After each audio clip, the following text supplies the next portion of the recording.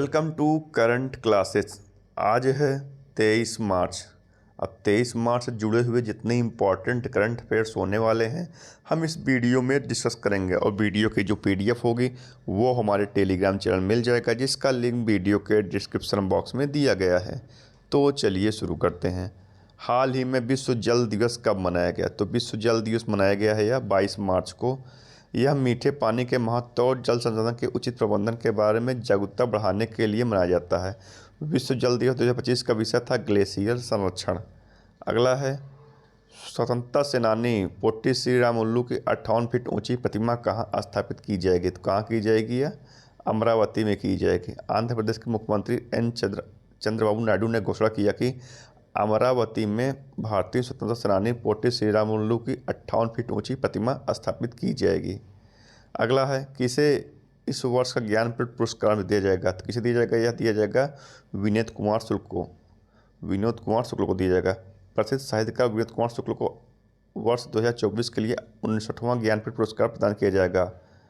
ये छत्तीसगढ़ के पाने वाले पहले लेखक होंगे। 58 वर्षीय शुक्ल अपनी सरल भाषा और संवेदनशील लेखन के लिए जाने जाते हैं। प्रसिद्ध कृतियाँ और सम्मान। विनीत कुमार शुक्ल की रचनाओं में दीवार एक खिड़की रहती थी, जिसके लिए उन्होंने 1999 में साहित्य अकादमी पुरस्कार मिला। नौका की कमीज 1979 में, जिस पर मणि कौल ने फिल्म बनाई है। और कविता संग्रह सब कुछ होना बचा रहेगा 1992 में प्रमुख है। ज्ञानपीठ पुरस्कार की शुरुआत 1961 में हुई थी और यह पहली बार 1965 में मलयालम कवि जी शंकर कुरूप को दिया गया था। यह पुरस्कार केवल भारतीय लेखकों को ही प्रदान किया जाता है। अगला देखते हैं, सी डॉट ने किस आईआईटी के साथ साझेदारी की? तो किस आईआईटी के साथ की है? यह की है आईआईटी दिल्ली के साथ।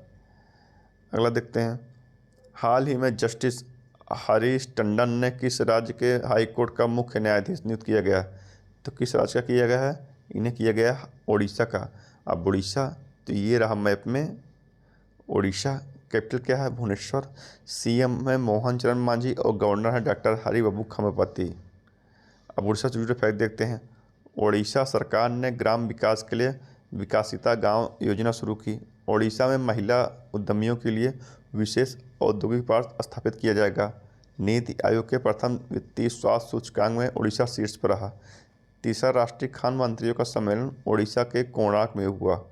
प्रवासी भारतीय दिवस का 18वां संस्करण भुवनेश्वर में आयोजित किया गया। प्रख्यात ओडिया कवि प्रतिभा सत्यपथी को गंगा राष्ट्रीय पुरस्कार मिला।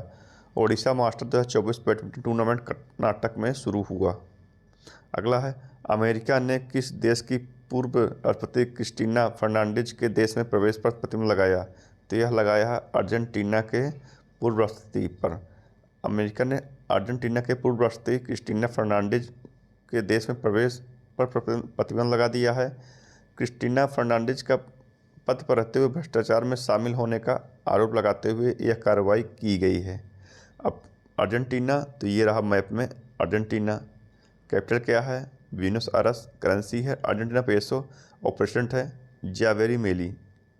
अगला है, भारत और अर्जेंटीना ने लिथियम अन्वेषण और खनन में सहयोग को मजबूत करने के लिए एक एमओयू पर हस्ताक्षर किया। अमेरिका के बाद अब अर्जेंटीना ने डब्ल्यूएचओ से बाहर निकलने का फैसला लिया है। अर्जेंटीना के राष्ट्रपति जावियर मिलेई को इटली की नागरिकता दी गई है। अगला है, नेटुम्बो नंदी नेतुआहा ने किस देश की पहली महिला राष्ट्रपति के रूप में शपथ ली? तो कहाँ के लिए? यह ली है नामीबिया की।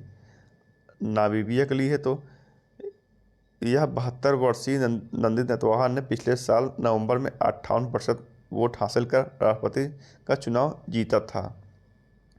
अब राष्ट्रपति तो यामांडू ओर्सी उग्रे के नए राष्ट्रपति बने हैं। इली बोल्जन ने रोमानिया के अंतरिम राष्ट्रपति के रूप में शपथ ली। कंस्टेंटाइन टेस्लोस को ग्रीस का नया राष्ट्रपति चुना गया। अलेक्जेंडर लुकाशेंको ने बेलारूस के राष्ट्रपति का चुनाव जीता। माइकल मैटर्नी दूसरी बार आयरलैंड के प्रधानमंत्री बने। जॉन ड्रामनी महामहा ने घाना के राष्ट्रपति के रूप में शपथ ली। फ्रांकोइस बायरू को फ्रांस का नया राष्ट्रपति चुना गया। अगला है, किस राज्य का 113वां स्थापना दिवस मनाया गया? तो यह मनाया गया बिहार का। ब्रिटिश काल के दौरान 1912 से 22 मार्च को बंगाल प्रेसिडेंसी से अलग होकर बिहार नए राज्य के रूप में अस्तित्व में आया था। इस वर्ष बिहार के दिवस विषय था उन्नत बिहार विकसित बिहार। अगला है बिहार, तो ये रहा मैप में बिहार। कैपिटल क्या है? पटना। सीएम है नीतीश कुमार और गवर्नर है आरिफ मोहम्मद खान। और वाल्मीकि नेशनल पार्क बिहार के पश्चिमी चंपारण जिले में है। बिहार से जुड़े फैक्ट देखते हैं। पहला सौर वेदनाम उत्सव बिहार के पूर्वी चंपारण जिले के मोतिहारी में संपन्न हुआ। ग्रामीण क्रिकेट लीग शुरू करने वाला भारत का पहला राज्य बिहार बना। बिहार के सुल्तानगंज रेलवे का नाम बदलकर अजबैगीनाथ धाम रखा जाएगा। बिहार के कैमूर जिले में राज्य का दूसरा टाइगर रिजर्व स्थापित किया जाएगा। बिहार में बिहटा में पहले ड्राई पोर्ट का उद्घाटन किया जाएगा। बिहार में पितृपक्ष मेला शुरू हुआ। वरिष्ठ आईएएस अमृतलाल मीना को बिहार का नया मुख्य सचिव नियुक्त किया गया। बीपीसीएल ने बिहार में ड्रोन आधारित वन रोपण परियोजना शुरू की और बिहार में पहला ट्रांसजेंडर महिला एसआई बनी है। अगला है गोवाई बीबो ने किसे अपना पहला ब्रांड एम्बेसडर नियुक्त किया? तो किसे किया है?